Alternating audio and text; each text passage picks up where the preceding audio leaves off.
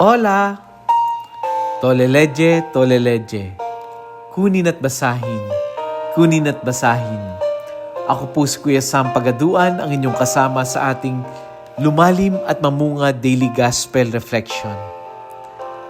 Ang pagninilay na ito ay para sa January 5, 2026. Ang mabuting balita ng Panginoon ayon kay San Mateo, chapter 4, verse 12 to 17, verse 23 to 25. Noong panahong iyon, nabalitaan ni Jesus na ibinalanggo si Juan, kaya't bumalik siya sa Galilea. Ngunit hindi na siya sa Nazaret na nirahan, kundi sa Capernaum. Ang bayang ito'y nasa baybayin ng lawa ng Galilea, sa hangganan ng Zabulon at Neftali. Sa gayon, natupad ang sinabi ni Propeta Isaias. Ang lupain ng Zabulon at lupain ng Neftali, daanan sa gawing dagat sa ibayo ng Jordan, Galilea ng mga Hentil. Itong bayan na nag-aapuhap sa gitna ng kadiliman, sa wakas ay nakakakita ng maningning niyang ilaw.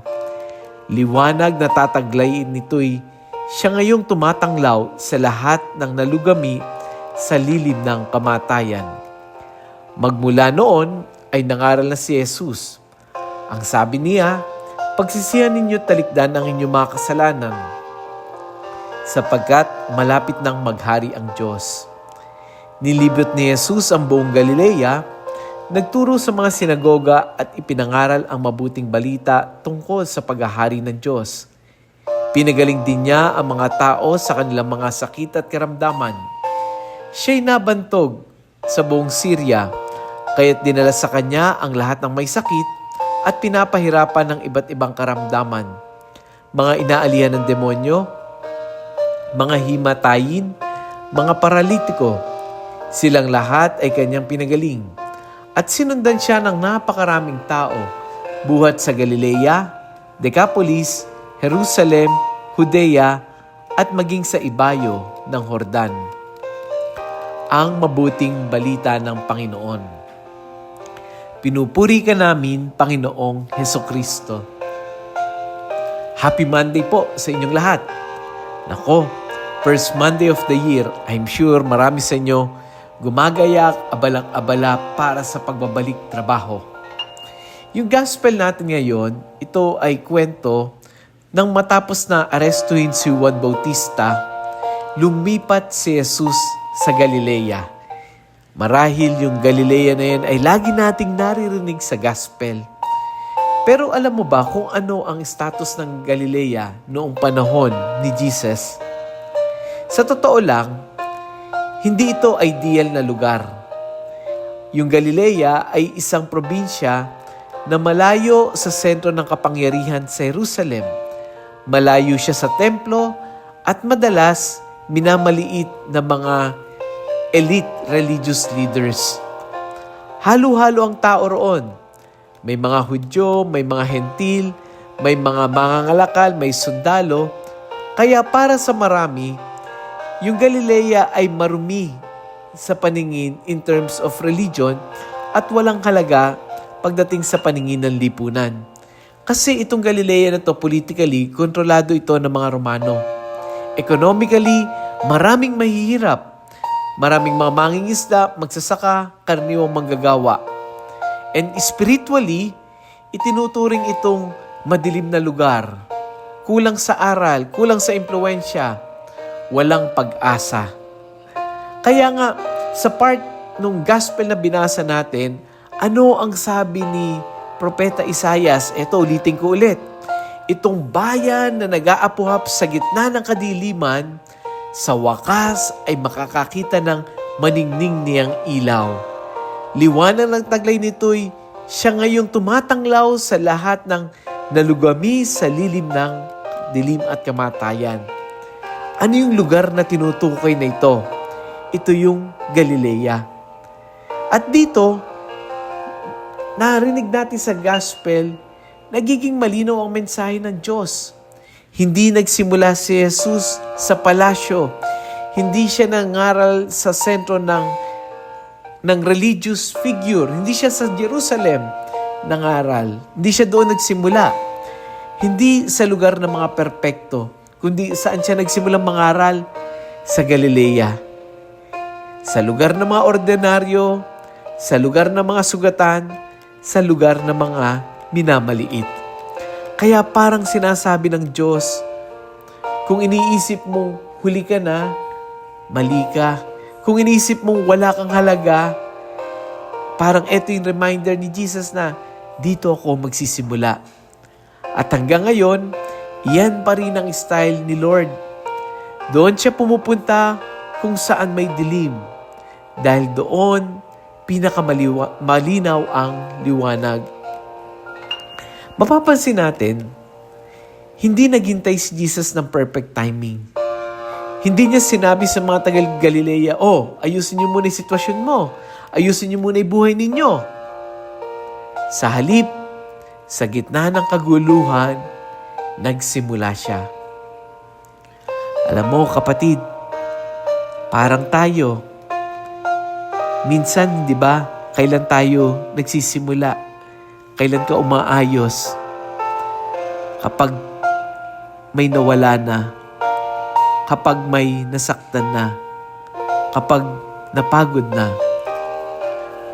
Pero sa kabila noon, itong gustong sabihin ni Jesus, hindi pa huli. Dahil kung minsan, dito sa mga hindi magagandang karanasan na ito, dito mismo magsisimula ang liwanag. Kaya dito sa Galilea, dito dumating si Jesus. Isang paalala sa atin na kung saan ka man naroroon ngayon, maaring pagod, naguguluhan o naghahanap, doon rin pwedeng maging daan ng liwanag. Doon din pwedeng magpasimula ang presensya ng pag-asa, ang tinig ng paghilom, maging ang pagkakaroon ng kamay na may malasakit. In short, hindi kailangan perpekto. Kailangan lang handa tayo. Dahil kapag ang Diyos ang kumilos, kahit simpleng hakbang, may himalang kasunod. Let us pray. Lord, Monday, first Monday of the year, marami sa amin masyadong na-overwhelm nung holiday. Hindi alam kung saan magsisimula. Kaya as we start our Monday, ikaw yung liwanag na dumating sa aming dilim. Turuan mo ako, Lord, na magbalik loob. Turuan mo ako, Lord, na baguhin yung direksyon ng aming puso at isip. Pagalingin mo yung aming sugat. Palakasin mo yung aming pananampalataya at gawing daluyan ng iyong kaharian ang aming buhay. Kagaya ng Galilea na aandap-andap because of your presence, nagkaroon ng pag-asa, nagkaroon ng liwanag. And we too believe na kung sa Galilea nagawa mo yon, kaya mo rin itong gawin sa buhay namin. Amen.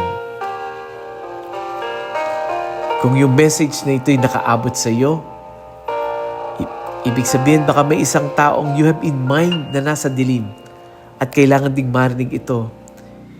Isang share lang, isang tap lang ng share, pwedeng maging simula ka ng liwanag sa iba. Kaya i-share natin ito sa ating mga GC, i-share natin ito sa ating mga kaibigan, sa ating mga kapamilya, sa ating mga ka-office mate, sa ating mga ka-classmate, yung mga nakilala mo ng reunion, share natin ito. Maging tagapagdala rin tayo ng pag-asa. O kung ikaw mismo ay naghahanap ka ng pahinga, hindi ng sermon na mabigat, kundi naghahanap ka ng komunidad na makikinig, may panalangin, may katahimikan at may pag-asa. Personally, inaanyayahan kitang dumalo sa Pahinga with Jesus Community. Ito ay ginagawa namin sa KC Hall every Monday, 5:30 p.m. dito sa St. Augustine Parish, Baliwag, Bulacan. Ito ay open invitation para sa lahat, no? Bukas ito para sa lahat. We are an open community. Kahit na sino ka, kahit from whatever background you are welcome. Baka ikaw yung Galilea, no? Hindi mo kailangan maging okay bago dumating. Hindi mo kailangan magpanggap na buo ka na. Tulad ng Galilea, dito rin nagsisimula si Jesus sa mga taong pagod, naghahanap, at handang magpahinga sa Kanya. Kaya kung kaya mong dumalo, ulit ko invitation, please come later, no? Dahil Monday ngayon, or kung hindi man, every Monday. O kung may kakilala kang nangangailangan ng pahinga, isama mo. At kung hindi ka makakapunta, ito na lang request namin. Pray for us. Muli, ako po si Kuya Sam Pagaduan. Laging nag-aanyaya. Halina, tayo ay lumalim at mamunga. Lumalim sa pananampalataya at mamunga na mabubuting gawa. God bless us all.